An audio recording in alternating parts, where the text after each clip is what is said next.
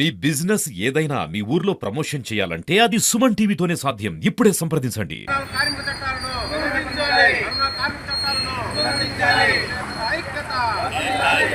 రాజ్యాంగ దినోత్సవ సందర్భంగా ఏపీడబ్ల్యూజేఎఫ్ రాష్ట్ర ఆదేశాల మేరకు జిల్లా కమిటీ సూచనల మేరకు ఈరోజు పొంగనూరు నియోజకవర్గ కేంద్ర వేదికగా జర్నలిస్టులకు రక్షణకు జర్నలిస్టుల హక్కులను కాలరాచేటటువంటి నల్ల చట్టాలను కేంద్ర ప్రభుత్వం వెంటనే తొలగించాలని డిమాండ్ చేస్తా ఉన్నాం.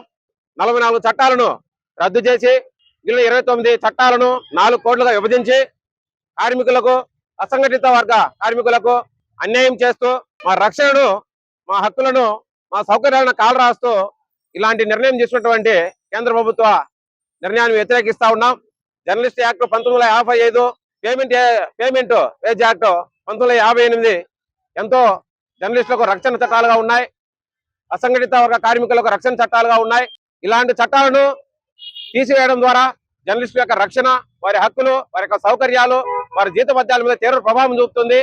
కాబట్టి కేంద్ర ప్రభుత్వము వెంటనే పునరాలోచన చేసి ఈ నల్ల చట్టాలను వెంటనే తొలగించి జర్నలిస్టులకు అండగా ఉండాలి. జర్నలిస్టు యొక్క హక్కులను కాపాడాలి. జర్నలిస్టులకు రక్షణ తీసుకొని రావాలి. జర్నలిస్టులుగా ప్రత్యేక చట్టాలను తీసుకురావాల్సింది పోయి ఉండే చట్టాలను ఓడగొట్టడము చాలా బాధాకరమైన విషయం. దాన్ని వ్యతిరేకిస్తా ఉన్నాం. అప్పుడు ఏపీడబ్ల్యూజేఎఫ్ తరఫున మేము డిమాండ్ చేసేది ఒకే ఒకటి, 44 చట్టాలను తిరిగి పునరుద్ధరించాలి.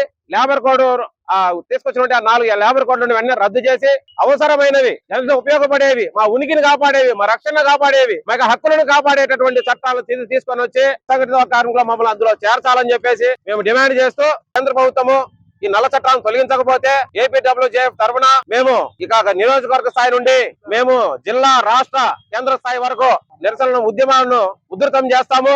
కేంద్ర ప్రభుత్వం మెడలు వంచైనా కూడా మేము ఆ యొక్క హక్కులు మేము ఆ యొక్క చట్టాలు మేము సాధించుకుంటాము. కాబట్టి కేంద్ర ప్రభుత్వము వెంటనే స్పందించాలి, ఈ యొక్క నల్ల చట్టాన్ని ఎత్తివేయాలి అని చెప్పేసి మేము డిమాండ్ చేస్తా ఉన్నాం. జర్నలిస్ట్ ఐక్యత వర్ధిల్లాలని, ఏపీడబ్ల్యూజేఎఫ్ వర్గీయత వర్ధిల్లాలని చెప్పేసి ముగిస్తా ఉన్నాడు.